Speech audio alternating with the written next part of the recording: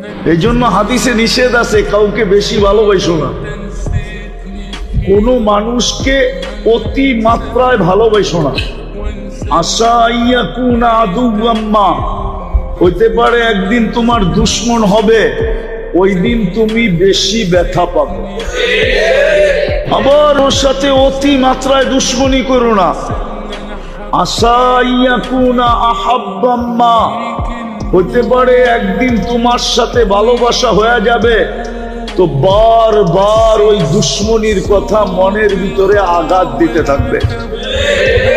হ্যাঁ, অথচ সবচেয়ে বেশি ভালোবাসার দরকার ছিল কাকে? কি?